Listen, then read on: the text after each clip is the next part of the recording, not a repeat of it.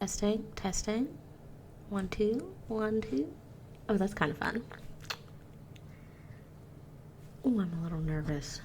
I'm just drink some coffee. All right. Let's do it. Let's do it. Let's do it. Okay. Hello, readers. Welcome to my channel. I'm so glad that you're here. This is my very first official YouTube video, so if you're finding it, bear with me.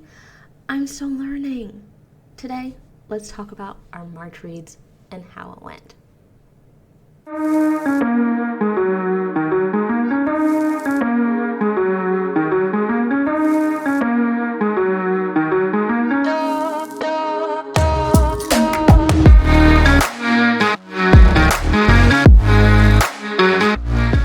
Now, let me preface this by saying, March for me was wild. From my work life to my personal life, I really went through it, so my reading was a little lackluster in the month of March, but quality-wise, it was pretty high, so let's dive in. My favorite book of the month, Next of Kin by Hannah Bonham Young. Here's a synopsis. A contemporary romance about two bickering strangers, Chloe and Warren, who, trying to foster their younger siblings, team up to be a stable home. But the undeniable chemistry between them threatens to ruin everything.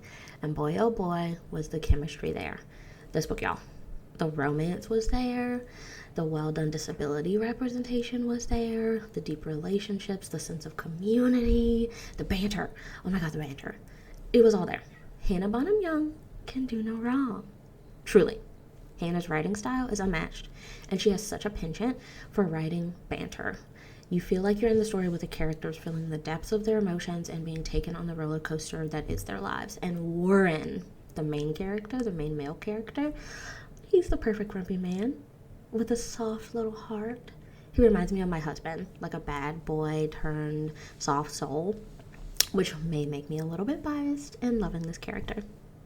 Now, fair warning, it is spicy at points, but I didn't feel like it took away from the story or that the spice was the main point at all. And fun fact about me, I skip over spicy parts in most of my reads anyway. It just doesn't really do anything for me. I don't know. Not my cup of tea. Now, this book was hands down my favorite of the month, so we're starting off strong. Gets 100 on the vibe check. Let me take a moment to say, you may have just heard my cat. He is very upset that he's not in the room with me, but he's gonna have to stay outside just because he will get in the way. Actually, you know what? Now he's scratching at the door. Hold, please. We've got a visitor. He is just the cutest. I love him very much, but he is very needy and very noisy. All right, let's keep it rolling. Next up, something a little bit different for me, a poetry book. Except it also had self-care tips, meditations, reflections, journal prompts, etc. in it. So it kind of acted like a self-help book in a way. Here's the Google Books description of An Unfolding by Ariel Astoria. In this beautiful collection of poems, essays, and meditations, Ariel Astoria tenderly reveals the places in her life where she has been broken open and mended back together in new ways. In doing so, she shows each of us how when we walk through our own process of unfolding, though it may be uncomfortable at times, there is light on the other side. Let these words guide your soul and return home to the person you were always meant to be. Now, my review. To be honest, I wish it had been pure poetry and that the poems had been longer. My favorite, the ones that made me pause and think, were the ones that went deeper and that depth was only achieved through their length. I also wish it had been a little bit more abstract. So many of the poems were incredibly straightforward, which I can appreciate from time to time. But when I think of poetry, I think of interpretation, of it meaning something different to each person, and each person being able to see themselves in the poems in a different way than I would see myself in the poem. This felt like I was just seeing the author in the poetry, which I'm sure has a time and a place, but it wasn't necessarily what I was seeking when picking up a poetry book. I'd give this medium vibes. It was pretty good, but I wouldn't revisit it. Next up, Valley Verified by Kyla Zhao. Let's do a full book synopsis for this one. Now, let me also preface this by saying I got it from the library, and the sticker covers up part of the description, so if I have to, just put in random words, I might. Okay. Whoa. Let's start that over. On paper, Zoe Zhang has made it in New York's fashion world. After a string of unpaid internships, she's now a fashion columnist at Chic, lives in a quaint apartment in Manhattan, and gets invited to exclusive industry events. But life in New York City isn't as chic as Zoe imagined. Her editor wants her to censor her opinions to please the big brands, which we hate here on Asha Naila Reads. Not for us. Cat feature. Don't miss out on it. She shares her quaint, read small apartment with 3 roommates who never let her store kimchi in the fridge, which is just rude. And how is she supposed to afford the designer clothes expected for those parties on her meager salary? Then one day, Zoe receives a job offer at FitPick, an app startup based in Silicon Valley.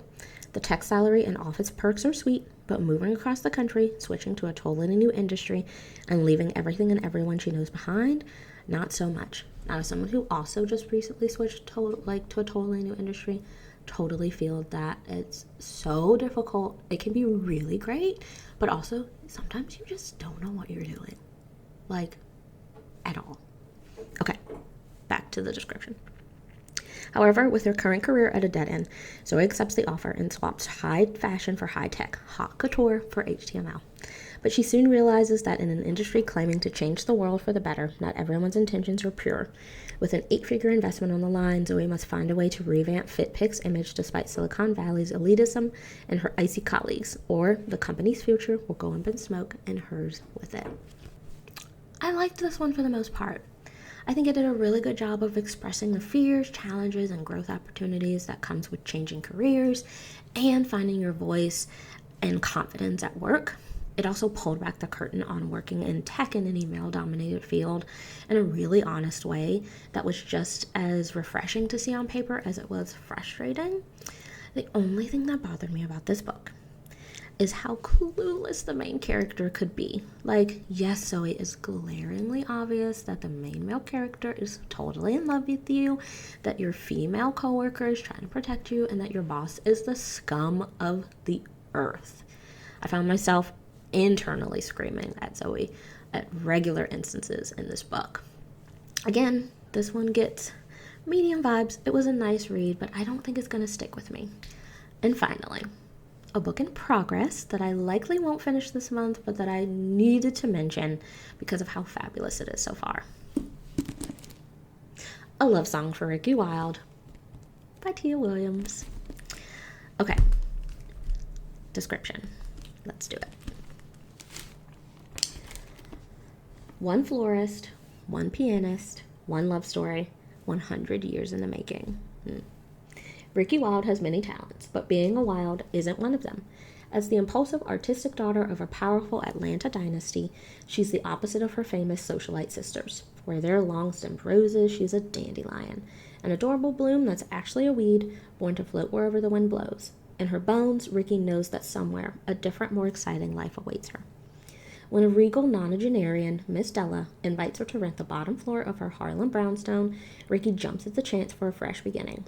She leaves behind her family, wealth, and chaotic romantic decisions to realize her dream of opening a flower shop in New York City. And just beneath the surface of her new neighborhood, the music, stories, and dazzling drama of the Harlem Renaissance still simmers. One evening in February, as the heady, curiously off-season scent of night-blooming jasmine fills the air, Ricky encounters a handsome, deeply mysterious stranger who knocks her world off balance in the most unexpected ways. Mysterious strangers always knock your world off balance. It's just part of who they are.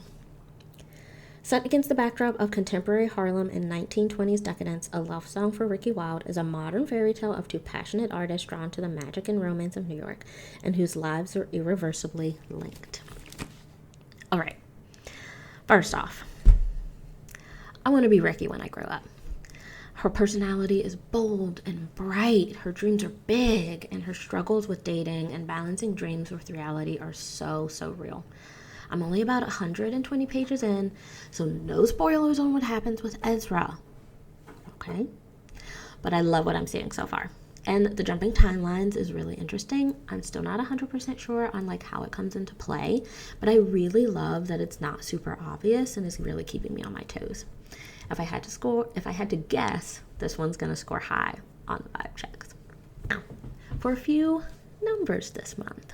My two main reading goals this year are to read more diversely, aka I'm only reading diverse books in 2024, and to spend less money on books. Now I say this after I went to the bookstore yesterday, bought 2 books. I intended to only buy 1. At one point I had 3 in my hands, so really it ended up being better than it could have been. But that aside, let's talk about how I actually did save some money and read diversely this month.